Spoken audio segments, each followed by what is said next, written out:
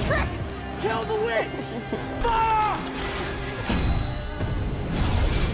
The moment the prince launches their attack, they had already fallen right into the witch's trap. Because once the side of good initiates an assault, then good becomes evil, and evil transforms into good. In an instant, the students of the evil school begin to change. In no time at all, they are dressed in exquisite outfits, officially becoming students of the good school. Even the witch reverts to her former beautiful self, and the prince and his group, before they could even react, thus became the evil side. Good defends, evil attacks. This was Sophie's plan all along. If she couldn't study at the good school, then why not turn the evil school into the good school? Both sides began to fight. For a while, it was impossible to tell who was good and who was evil, and this was exactly what Sophie wanted to see. Now, she only had one last enemy remaining. She transformed into a black bird and flew to the headmaster's castle. But here, she did not find the headmaster. Waiting for her was the founder of the evil school. It turned out that long, long ago, two brothers, good and evil, lived in peace, maintaining the balance of the fairy tale world. But as time passed, the evil brother grew greedy. He killed the good brother, and founded this magic academy. The kind headmaster had actually been his illusion all along. He did all this to completely rule over good and evil. However, to fulfill this wish, he needed to obtain a true love's kiss. That's why he recruited Sophie. Sophie was deceived by the evil brother's words. After they shared a kiss, evil obtained the true love's kiss, and his wish was granted. Instantly, the entire school for good and evil began to collapse. Everyone was about to die, but just then, Agatha suddenly burst in.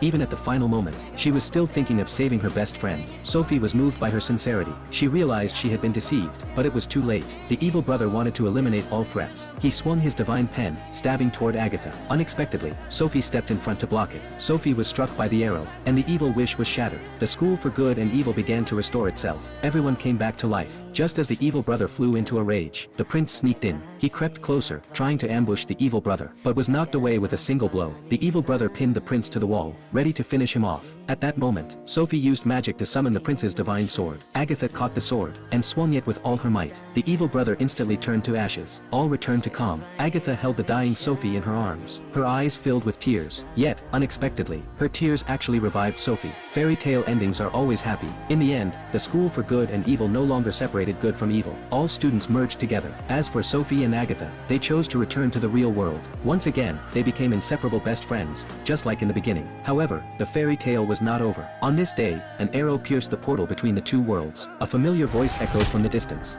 I need you, Agatha.